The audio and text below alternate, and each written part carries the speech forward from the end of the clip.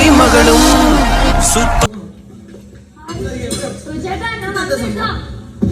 എല്ലാവർക്കും നമസ്കാരം. അങ്ങനെ നമ്മൾ കാത്തിരുന്ന ബിഗ് ബോസ് സീസൺ 7 തുടങ്ങിയിരിക്കുകയാണ് സുഹൃത്തുക്കളെ. 19 പേരുടെ ഇതെല്ലാം കൂടി അവിടെ കിടന്ന് അടിയും കൂടി മണ്ണെണ്ണയും കൂടി മുഞ്ചിയ അവസ്ഥയിലാകുമോ എന്നറിയില്ല. അമ്മാതിരി 19 പേര്. അതിൽ നമ്മൾ കാത്തിരുന്ന നമ്മുടെ സെലിബ്രിറ്റി ആയ രേണുസുതി 18ാമതാണ്. അവർക്ക് ഹൈപ്പ് കൊടുത്ത് ഞാൻ കയറ്റിയൊന്നും വിടാൻ പോകുന്നില്ല. അത് വേറെ കാര്യം, പോട്ടെ, അതല്ല നമ്മുടെ ഇവിടത്തെ വിഷയം.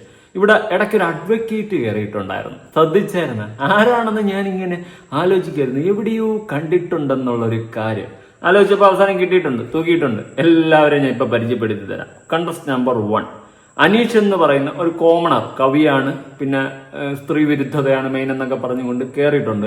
സീരിയസ്ലി ഞാൻ പറയാം, അങ്ങനെ കയറിയിരുന്ന സമയത്ത് എനിക്ക് അങ്ങോട്ട് ഒരുമാതിരി എന്തോ ഒരു വശപ്പശക്ക് ഫീൽ ചെയ്യുന്നു. വേറൊന്നുമില്ല, ഞാൻ എന്തോ വലിയ സംഭവമാണ്, ഞാൻ എന്തോ വലിയ ആനയാണ്, തേങ്ങയാണ്, ഒട്ടകമാണ് എന്നുള്ളൊരു മൈൻഡ് സെറ്റിൽ ഇരിക്കുന്ന പോലത്തെ ഒരു സ്വഭാവം എനിക്ക് പേഴ്സണലി ഫീൽ ചെയ്തു. സീരിയസ്ലി പറയാം, എൻ്റെ ഒരു കാഴ്ചയിൽ എന്തോ വലിയ സംഭവമാണ് ഞാനെന്നുള്ളൊരു ചിന്താഗതിയും വെച്ചിട്ടുള്ള ഒരു ഇരിപ്പ് പോലെ എനിക്ക് അനീഷ് ടിയെ തോന്നിയിട്ടുണ്ടായിരുന്നു. ഇനി കണ്ടസ്റ്റന്റ് നമ്പർ 2 അനുമോൾ, നമ്മുടെ എല്ലാവരുടെയും പ്രിയങ്കരിയായ അനുമോൾ.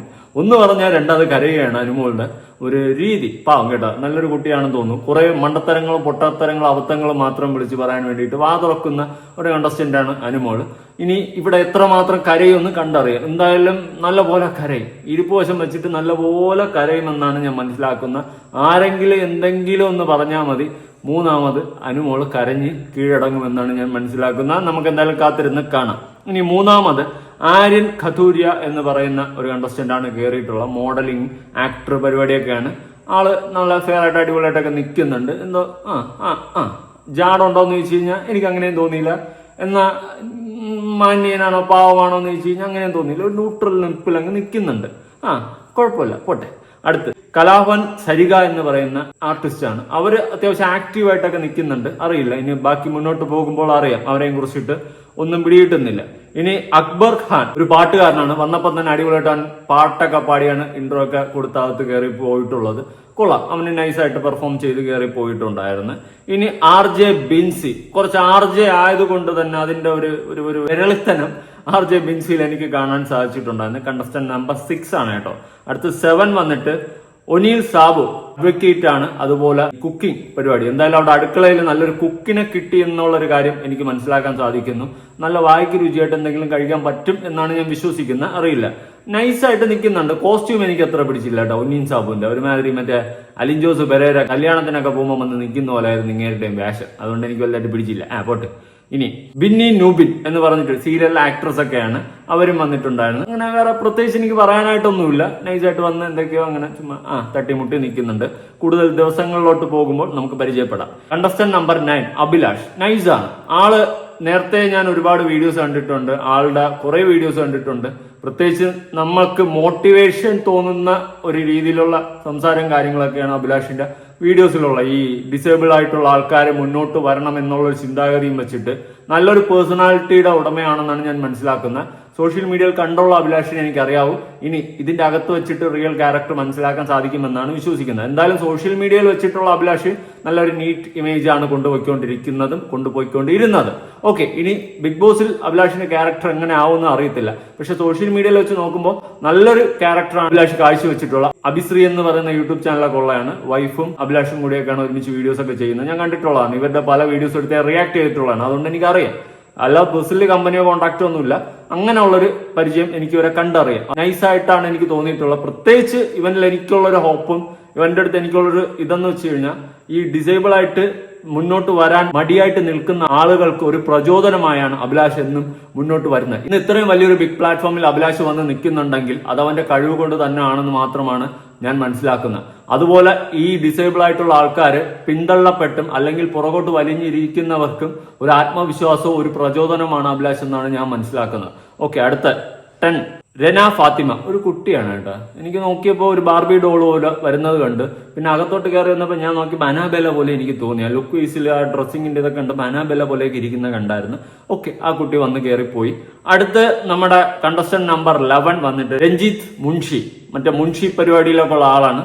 ആളുടെ ക്യാരക്ടർ ഒന്നും അറിയത്തില്ല. നൈസായിട്ടൊരു ഒരു ഒരു ഒരു ഒരു പക്വതയുള്ള ക്യാരക്ടറായിട്ട് വന്ന് കയറുന്നുണ്ട്. എന്തെങ്കിലുമൊക്കെ ചിലപ്പോൾ കാണിച്ചു കൂട്ടിയേക്കാം, അറിയാൻ പാടില്ല. ഇനി contestant number 12 Gizele Thakral. Gizele Thakral കാരണം മിക്കവാറും വീട്ടുകാരുമായിട്ട് ഇരുന്ന് മിക്കവാറും ബിഗ് ബോസ് കാണാൻ പറ്റുന്ന സാഹചര്യം കുറവായിരിക്കും. വീട്ടിൽ അച്ഛനും അമ്മയും ഇരുത്തിക്കൊണ്ട് ടിവിയിലിരുന്ന് ബിഗ് ബോസ് കാണാൻ പറ്റുമെന്ന് എനിക്ക് തോന്നുന്നില്ല. എന്തായാലും മിക്കവാറും ബിഗ് ബോസ് ജിസേൽ തക്രിയാൽ കാരണം അല്ലാതെ ഫോണിലോ ഹോട്ട്സ്റ്റാറിലോ ഇരുന്ന് കാണേണ്ട അവസ്ഥയിലോട്ട് പോകുന്നതാണ് എനിക്ക് തോന്നുന്നത്. കണ്ടിട്ട് എനിക്ക് അങ്ങനത്തെ ഒരു ഫീല് തോന്നിയായിരുന്നു. എന്റെ തോന്നൽ മാത്രമാണെന്ന് തോന്നുന്നില്ല. നിങ്ങൾക്ക് അങ്ങനെ തോന്നിയിട്ടുണ്ടെങ്കിൽ ഉറപ്പായിട്ട് താഴെ കമന്റ് ചെയ്യുക. എനിക്ക് അങ്ങനെ തോന്നിയായിരുന്നു. ഒരു 18+ സംഭവം ഈ കുടുംബ പ്രേക്ഷകരുടെ ഇടയിൽ മിക്കവാറും വീഴും. അമ്മമാരും പെങ്ങന്മാരും ഒക്കെ മിക്കവാറും ബിഗ് ബോസിനെ പൂരത്തള്ളക്കി വിളിക്കാനുള്ള എല്ലാ പോസിബിലിറ്റിയും ഞാൻ കാണുന്നുണ്ട്. ജിസേൽ തക്രിയാൽ അമ്മാതിരി കാഴ്ചവയ്പ് മിക്കവാറും വയ്ക്കും എന്നാണ് എനിക്ക് തോന്നുന്നത്. ഇൻട്രോ തന്നെ എൻട്രിയും ഒക്കെ തന്നെ എനിക്ക് എവിടെയൊക്കെയോ എന്തൊക്കെയോ വശപ്പശ ഫീൽ ചെയ്തിട്ടുണ്ട്. ദൈവമേ കാത്തോളിനെ, മലയാളികൾ കുടുംബ പ്രേക്ഷകർ എല്ലാം കൂടി എവിടെ പോയി നിൽക്കുമോ എന്ന് ദൈവത്തിന് അറിയാം. ജിസേൽ തക്രിയാൽ ചതിക്കരുത്, ഈ ഒരു മയത്തിലൊക്കെ പോണം. ഇനിയിപ്പോ വല്ല സിംസി വിട്ടുണ്ട് മറ്റേ ഹിന്ദി ബിഗ് ബോസിൽ മറ്റവള് വെള്ളത്തിൽ ചാടിയല്ലൊന്നും ചാടാൻ നിൽക്കല്ലേ ദൈവമേ. പിന്നെ ചരിത്രം ഒരു മാന്യത കീപ്പ് ചെയ്യണം എന്നാണ് എനിക്ക് പറയാനുള്ളത്. ആലപ്പുഴക്കാരിയാണ്, ആയിക്കോട്ടെ. വെള്ളം കണ്ടാൽ ചിലപ്പം സ്വിമ്മിങ് സ്യൂട്ട് വിട്ട് ചാടിക്കഴിഞ്ഞാൽ നമ്മുടെ കുടുംബ പ്രേക്ഷകർ താങ്ങിയെന്ന് വരത്തില്ല. ഇനി 13 നമ്മുടെ എല്ലാവരുടെയും പ്രിയങ്കരിയായ ശാരിക. ശാരികയെ നിന്നെ കാണാൻ താരകം താഴെ വന്നു. ശാരിക ഞാൻ പ്രത്യേകിച്ച് പരിചയപ്പെടുത്തണ്ടല്ലോ. നമ്മൾ എന്നെ കുറെ പ്രാവശ്യം വിമർശിച്ചിട്ടുണ്ട്, നമ്മൾ ഇങ്ങോട്ടും വിമർശിച്ചിട്ടുണ്ട്. ഒരു ഗിവ് ആൻഡ് ടേക്ക് പോളിസി ആയിരുന്നു ഞാനും ശാരികയും തമ്മിൽ എന്ന് തന്നെ എനിക്ക് പറയേണ്ടി വരും സുഹൃത്തുക്കളെ. എന്തൊക്കെയായിരുന്നു ശാരിക. ഒരു ഹോട്ട് സീറ്റ് ഇന്റർവ്യൂ, അവിടെ പോയിട്ട് ഇനി ഇന്റർവ്യൂ എടുക്കുമെന്നോ, ലാലേട്ടന്റെ ഇന്റർവ്യൂ എടുക്കുമെന്നാണ് ഞാൻ വിചാരിച്ചിരുന്നത്. ശാരിക 13. അടുത്ത കണ്ടസ്റ്റന്റ് നമ്പർ 14 ഷാനവാസ്, നമ്മുടെ പഴയ സീരിയലിലെ രുദ്രൻ. അതിലൊക്കെ മാസമായിരുന്നു. ഇതില് പാവം പോലെ പൂച്ചക്കുട്ടി പോലെ ഒന്ന് കയറുന്നത് കണ്ടായിരുന്നു രുദ്രൻ. ഈ 15 ആദില നൂറ. ഇവരെ പറ്റിയിട്ട് പ്രത്യേകിച്ച് അഭിപ്രായമൊന്നുമില്ല. രണ്ടുപേരും ലെസ്ബിയൻ കപ്പിൾസ് ആണ്. അവര് ഒരുമിച്ച് ജീവിക്കുന്നു. ഇനി ഇവിടെ വന്നിട്ട് അടിച്ചു പിരിയാനുള്ള പോസിബിലിറ്റിയും കാണുന്നുണ്ട്. അങ്ങനത്തെ ഒരു ടോക്ക് കരക്കമ്പിയിൽ പറയുന്നത് ഞാൻ കേട്ടിട്ടുണ്ടായിരുന്നു. ഇവരുടെ തനി സ്വഭാവം പുറത്തു വന്ന് ഇവർ തമ്മിൽ അടിച്ച് പിരിയാനുള്ള പോസിബിലിറ്റി ഉള്ള രീതിയിലൊക്കെ പറയുന്നുണ്ട്. അറിയത്തില്ല, അങ്ങനെ പിരിയാണെങ്കിൽ നമുക്ക് അപ്പം കാണാം. എന്താണെന്നൊന്നും ഒരു പിടിയില്ല. ഇനി 16 നെവിൻ ജോർജ്. ഇവൻ അത്യാവശ്യം ഒരു ഈ സെറ്റപ്പ് ആയിരുന്നു. ഹീലുള്ള ചെരുപ്പൊക്കെ ഇട്ട് പോകുന്നുണ്ട്. പഴയ ഒരു റിയാസ് സലീം ടച്ചാണ് എനിക്ക് ഫീൽ ചെയ്തിട്ടുള്ള. ഒരു അത്യാവശ്യം ഓവർ ഷോയാണ്. കപ്പ് ഇപ്പം ഞാൻ തന്നെ കൊണ്ടുപോകും. ഈ ഒരു മൈൻഡ് സെറ്റിലൊക്കെ ഇരിപ്പുണ്ട്. അറിയത്തില്ല, നോക്കാം, വേണേ നമുക്ക് കണ്ടറിയാം. ഇനി 17 ശൈത്യ സന്തോഷ്. അഡ്വക്കേറ്റ് ആണ്, അതുപോലെ ആക്ട്രസ് ആണ്. ഇങ്ങനെയൊക്കെ പറഞ്ഞപ്പോൾ ഞാൻ ഇങ്ങനെ ആലോചിക്കുന്നു, എവിടെയോ ഞാൻ കണ്ടിട്ടുണ്ട് ഈ ശൈത്യ സന്തോഷിന്. അപ്പോഴാണ് കുറച്ച് നാളുകൾക്ക് പിന്നാലെ ഞാൻ ഒന്ന് സഞ്ചരിച്ച സുഹൃത്തുക്കളെ. ചേതോ മേനോനൊക്കെ ഉള്ള ഒരു പരിപാടി ഉണ്ടായിരുന്നു, ഈ അമ്മയും മോളും അങ്ങനത്തെ എന്തോ ഒരു പരിപാടി അമൃത TV-യിൽ. അതിൽ 1ാം സമ്മാനം കിട്ടാത്തത് കൊണ്ട് എനിക്ക് 5ാം സമ്മാനം വേണ്ട എന്ന് പറഞ്ഞ് അമ്മയും മോളും കൂടി സമ്മാനം വാങ്ങാതെ നിന്ന ഒരു ചരിത്രമുണ്ടായിരുന്നു. അതിലെ ആ ശൈത്യയാണ് ഈ ശൈത്യ. എന്തായാലും അഹങ്കാരത്തിന് അന്നും കുറവില്ല, ഇനി കുറവുണ്ടാവുമെന്നും അറിയത്തില്ല. അഹങ്കാരം കാണിച്ചു കഴിഞ്ഞാൽ മിക്കവാറും അന്നത്തെ പോലെ തന്നെ ഇവിടെ ഇടിഞ്ഞ് തകർന്ന് തരിപ്പണമാവാനുള്ള എല്ലാ പോസിബിലിറ്റിയും കാണുന്നുണ്ട്. അന്നത്തെ വീഡിയോ ഞാനൊന്ന് കാണിച്ചു തരാം. Congratulations, Sheena and Shaitya. Moment വേണ്ട. ഓക്കെ.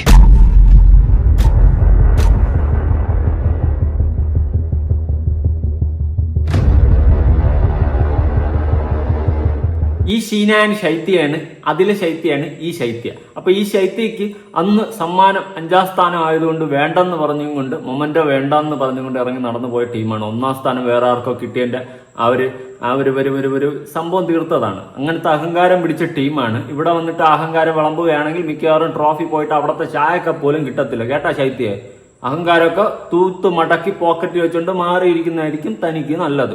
ബാക്കി കാണാം. ശ്വേതാമേനോൻ അതിന് മറുപടി പറഞ്ഞിട്ടുണ്ടായിരുന്നു. ഇതിന് മുമ്പേ ലിഷ ചേച്ചി ഡേഞ്ചർ സോണിൽ വന്നപ്പോ ഇവർ പറഞ്ഞു നമ്മൾ ഷോ ക്വിറ്റ് ചെയ്യാണ്.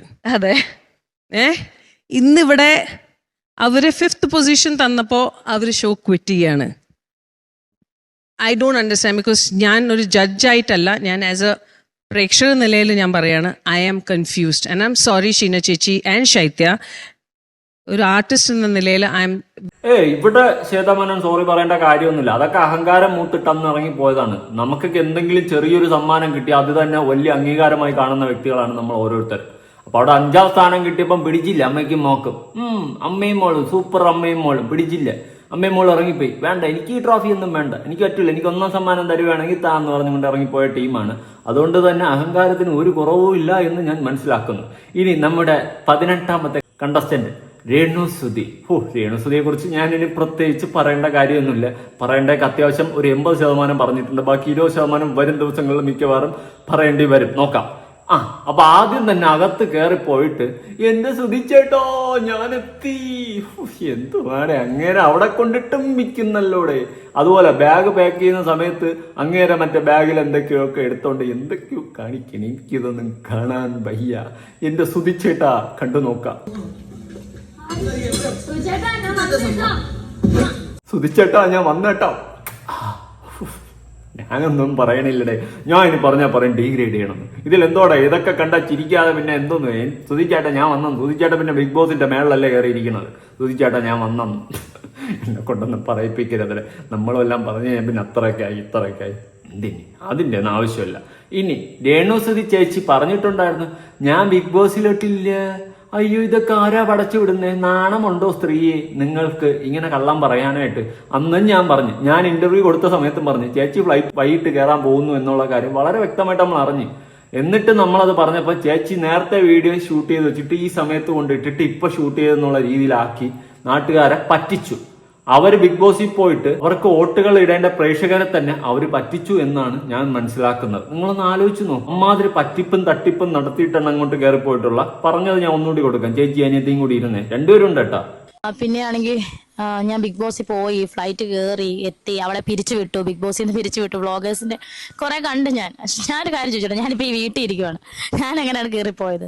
കണ്ടല്ലോ ഇമാതിരി തള്ളി എന്നിട്ട് കയറി അങ്ങ് പോയിട്ടുണ്ട്. ഇപ്പൊ എന്റെ സുധിച്ചേട്ടാ ഞാൻ എത്തി ഈ സെറ്റപ്പിൽ ഇരിക്കുകയാണ്. ഞാൻ കൂടുതലൊന്നും പറയുന്നില്ലടേ. വരും ദിവസങ്ങളിൽ ഗെയിം നോക്കട്ടെ, എന്താണ് അവിടെ കാട്ടിക്കൂട്ടുന്നതെന്നൊക്കെ നോക്കിയിട്ട് നമുക്ക് സംസാരിക്കാം. എന്തായാലും ഇത് തന്നെ നിങ്ങൾ കണ്ടല്ലോ, കള്ളത്തനത്തിന്റെ മേലിൽ കള്ളത്തനമായിട്ട് ഇങ്ങനെ ജീവിക്കുകയാണ്. ഇനി അവിടെ പോയിട്ട് നന്നാവുന്നത് എനിക്ക് ഒരു പ്രതീക്ഷയില്ല. ഇനി ലാസ്റ്റ് ആയിട്ട് കയറിയിട്ടുള്ള കണ്ടസ്റ്റന്റ് നമ്പർ 19 അപ്പാനി ശരത്തിനെ ഞാൻ പ്രത്യേകിച്ച് പരിചയപ്പെടുത്തേണ്ട കാര്യമൊന്നുമില്ല. എന്തായാലും അങ്ങനെ യുദ്ധം തുടങ്ങിയിരിക്കുകയാണ് സുഹൃത്തുക്കളെ. നമുക്ക് നോക്കാം ഇവിടെ ആര് കപ്പടിക്കും. ഇതിന്റെ ഇടയിൽ ഇനി വൈൽഡ് കാർഡ് എൻട്രി ഉണ്ട്. എന്തൊക്കെ നടക്കാൻ പോണോ എന്ന് ദൈവത്തിനറിയാം. നിങ്ങളുടെ അഭിപ്രായങ്ങളും കാര്യങ്ങളും ഉറപ്പെടുത്താൻ പുതിയ വീഡിയോ ആയിട്ടാണ്.